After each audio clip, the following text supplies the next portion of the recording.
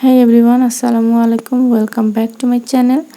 আজকে আমি সাধারণ ব্লাউজ কাটিং করে দেখাবো।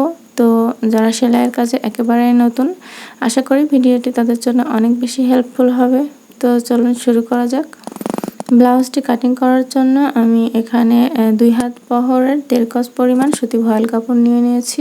তো প্রথমে কাপড়টিকে সম্পূর্ণরূপে মেলে নিয়ে এরপর আমি এক সাইড থেকে এরকম ভাঁজ করে নিয়েছি। আমি যে সাইডে রয়েছে সেটি বন্ধ সাইড। তো এই বন্ধ সাইড থেকে আমি ডান হাতের নিচের দিক থেকে কাপড়টিকে কাটিং করব। তো প্রথমে আমি 1.5 ইঞ্চিতে একটা মার্ক করে নিলাম নিচের প্লেট ভাঙার জন্য।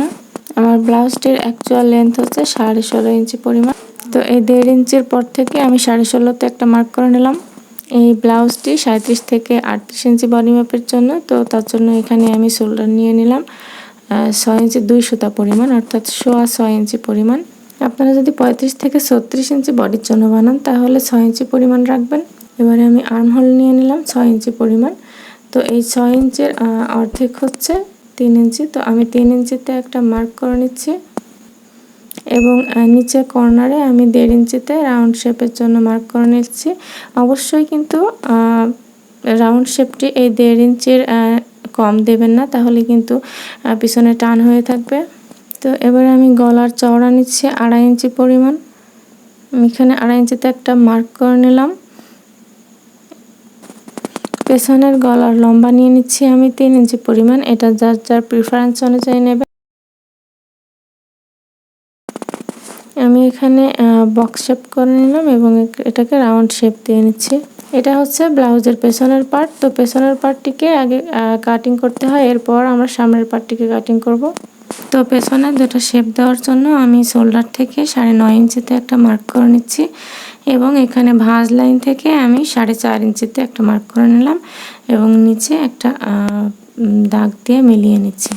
তো এই দাগটির দুই পাশে 1/2 ইঞ্চি পরিমাণ নিয়ে আমি শেপের জন্য মার্ক করে নিলাম। আশা করি এতদূর পর্যন্ত বুঝতে পেরেছেন।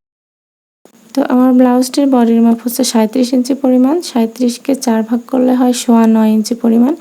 আমি 9.25 ইঞ্চি পরিমাণ তো আমি 9.25 ইঞ্চিতে একটা মার্ক করে নিলাম এবং আরও 1.5 ইঞ্চি এক্সট্রা নিয়ে নিলাম সেলাইয়ের জন্য। কোমরের মাপ হচ্ছে 32 ইঞ্চি পরিমাণ। 32-এর 4 ভাগের 1 ভাগ হচ্ছে 8 ইঞ্চি পরিমাণ। আমি 8 ইঞ্চি এবং আরও 1.5 ইঞ্চি পর আরও একটা মার্ক করে নিলাম।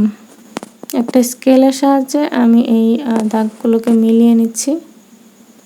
তো আপনাদের কোমরের মাপ যেটাই থাকবে তার থেকে 1 ইঞ্চি পরিমাণ এক্সট্রা নিয়ে নেবেন শেপের জন্য, কারণ শেপ দেওয়ার পরে কাপড়টা কমে আসবে। তো তারপর আমি এখানে 1/2 ইঞ্চি পুট ডাউন করে দিলাম। এবার আমি দাগ অনুযায়ী কাটিং করে নিলাম।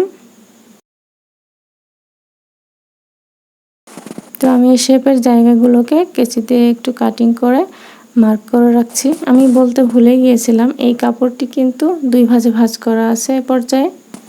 তো পেছনের পার্টটি বের হওয়ার পর এরপরে আমি আবারও সম্পূর্ণ কাপড়টিকে মেলে নিচ্ছি এবং এভাবে করে যে দেখুন ঘুরিয়ে আমি অপোজিট সাইডের কর্নারের যে পার্টটা রয়েছে সেই অংশটাকে আমি আবারও 2 ভাঁজে ভাঁজ করে নিচ্ছি এবং আমার রাইট হ্যান্ডের এই যে কর্নার সেই কর্নার থেকে কাপড়টিকে কাটিং করবেন এবং লেন্থের যে অংশটা সেটা কিন্তু নিচের দিকে থাকবে। সামনের পার্টটি কাটিং করার জন্য আমি নিচের দিকে 1.5 ইঞ্চি পরিমাণ এবং খোলা সাইডে আরও 1.5 ইঞ্চি পরিমাণ এক্সট্রা রেখে তারপর আমি পেছনের পার্টটি এর উপরে রাখলাম। একটুখানি লক্ষ্য করলেই দেখতে পাবেন। তো আমি পেছনের পার্টের মেজারমেন্ট অনুযায়ী আমি নিচের পার্টটিকে প্রথমে কাটিং করে নেব।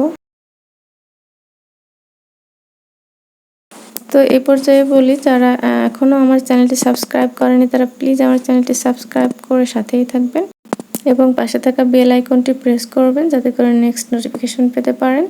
আর যারা অলরেডি আমার চ্যানেলটি সাবস্ক্রাইব করেছেন তাদেরকে অসংখ্য অসংখ্য ধন্যবাদ। তো আমার মার্ক করে নেওয়া হয়ে গিয়েছে। এবার আমি পেছনের পার্টটিকে সরিয়ে নিলাম। এবারে আমি সামনের গলা টেকা কাটিং করব। আমি সামনের গলার লম্বা নিয়ে নিচ্ছি 5.5 ইঞ্চি পরিমাণ। আপনারা যারা একটু বড় গলা পছন্দ করেন তারা 6.25 ইঞ্চিও রাখতে পারেন।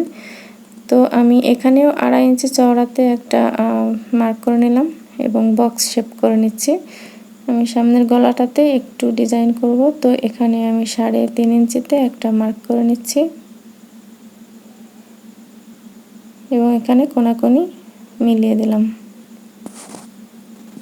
আমি সামনের পার্টের আর্মহোলের এখানটায় তালপাটের অংশটা কাটিং করব। তো এখানে আমি ভেতর থেকে 1/2 ইঞ্চিতে একটা রাউন্ড শেপ দিয়ে নিচ্ছি।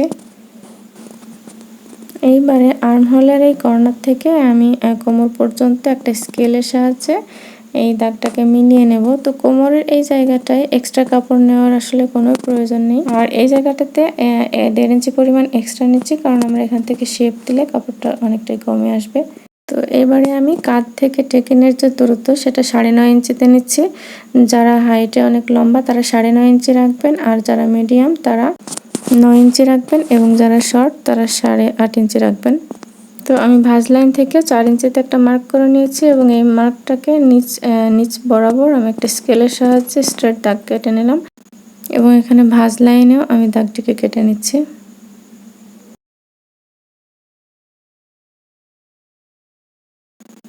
তো আমি আর্মহোলের এই কর্নার যে মিডল পয়েন্ট এই বরাবর আমি আরও একটি দাগ কেটে নিচ্ছি। তো এই যে খোলা সাইডের আর্মহোলের নিচের থেকে এই নিচের লেন্থ পর্যন্ত 14 ইঞ্চি, 14 অর্ধেক হচ্ছে 7 ইঞ্চি। 7 ইঞ্চিতে আমি একটা মার্ক করে নিলাম, এবং এটাকে একটা স্কেলের সাহায্যে টেকিন পর্যন্ত আমি দাগটিকে টেনে নিচ্ছি। তো এখন প্রশ্ন হচ্ছে কত দূর পর্যন্ত এই শেপগুলোকে দিতে হবে। তো এই যে টেকিনের মিডল পয়েন্ট, এই মিডল পয়েন্ট থেকে আমরা 2 ইঞ্চি পরিমাণ পর পর প্রত্যেকটা শেপে দাগ কেটে নেব।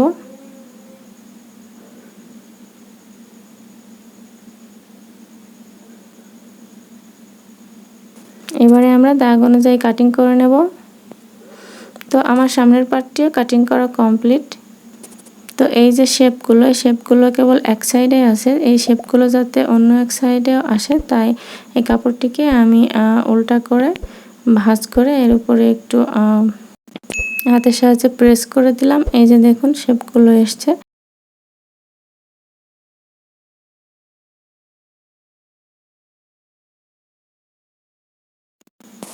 তো এবারে আমি এই শেপ দেওয়ার জায়গাগুলোকে একটু কাটিং করে চিহ্ন করে নিচ্ছি।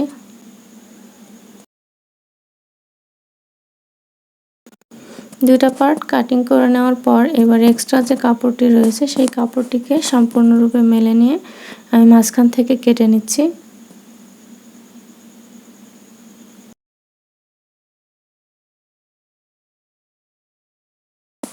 এবার একটা পার্টের উপর আমি আরও একটা পার্ট রেখে আনইভেন যে অংশগুলো রয়েছে সেগুলোকে কেটে ফেলবো।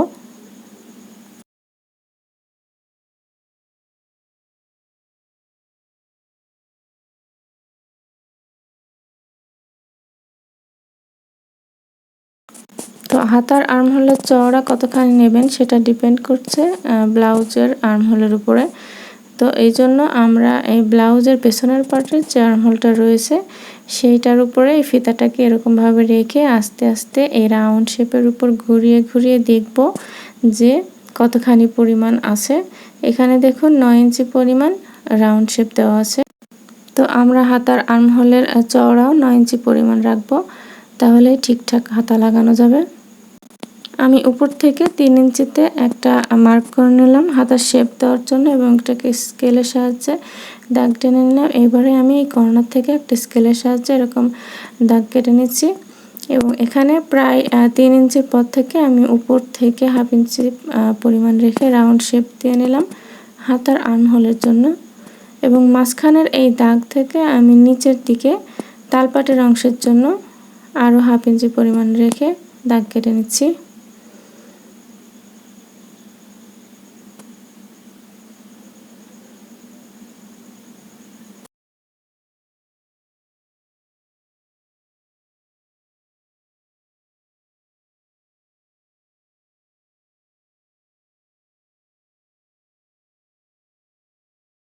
আমি হাতার লম্বা নিয়ে নিচ্ছি 20.5 ইঞ্চি পরিমাণ, আপনারা 3/4 রাখলে 18 ইঞ্চি রাখতে পারেন, এবং হাতার মুহুরের মাপ নিয়ে নিচ্ছি আমি 5 ইঞ্চি 2 সুতা পরিমাণ, এবং আরও এক্সট্রা 1 ইঞ্চি নিচ্ছি সেলাইয়ের জন্য। এবার আমি আর্মহোলের সাথে এই দাগ দুটোকে একটা স্কেলের সাহায্যে মিলিয়ে দিচ্ছি।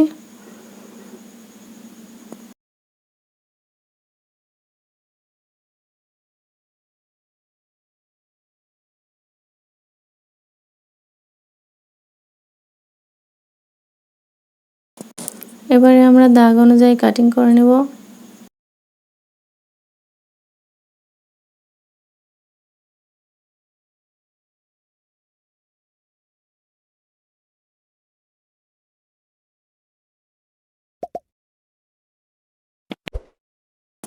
আচ্ছা, এইবারে হাতার কাপড়টিকে সম্পূর্ণ মেলে নিয়ে আমি তালপাটের অংশটাকে কাটিং করব।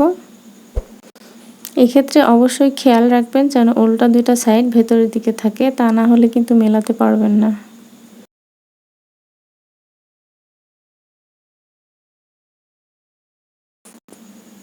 আমার হাতা দুটো কাটিং করা হয়ে গিয়েছে। এবার আমি পট্টির কাপড়টিকে কাটিং করব।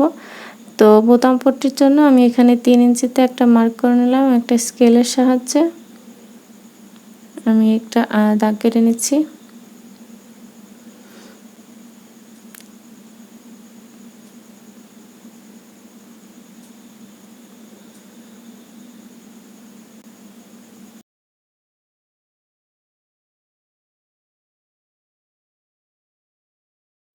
এবারে ঘাটপট্টির জন্য আমি 2 ইঞ্চি পরিমাণ চওড়া করে কাপড়টিকে কেটে নিচ্ছি।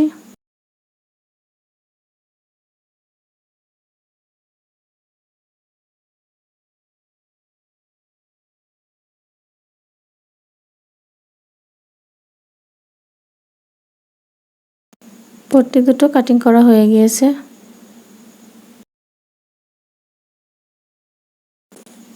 এবারে একটা কাপড়কে আমি এই 2 ভাঁজ করে নিচ্ছি এবং এই ভাঁজ লাইনের দিক থেকে এইভাবে কাপড়টিকে রেখে আমি সামনের গলাটিকে কাটিং করব।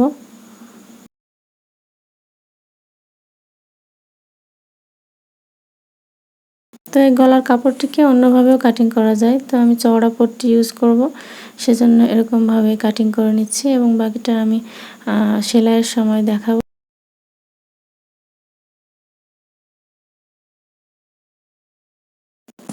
তো পাশ থেকে আমি 1.5 ইঞ্চি পরিমাণ কাপড় এরকম রেখে কেটে নিচ্ছি। ব্লাউজের কাপড় বেশ কয়েকভাবেই কাটিং করা যায়, তো এভাবে কাটিং করলে হাতার কাপড়টি সুন্দরভাবে বের হয়। অ্যাকচুয়ালি আমার কাছে মনে হয় যে ব্লাউজ কাটিং করার সবচাইতে ট্রিকি পার্ট হচ্ছে যে আমরা প্রথমেই যে পিছনের পার্টটা কাটিং করব সেটা কাপড়ের কোন অংশ থেকে কাটিং করা শুরু করব। এটুকু বুঝতে পারলে আমার মনে হয় ব্লাউজ কাটিং করার কোনো ব্যাপারই না।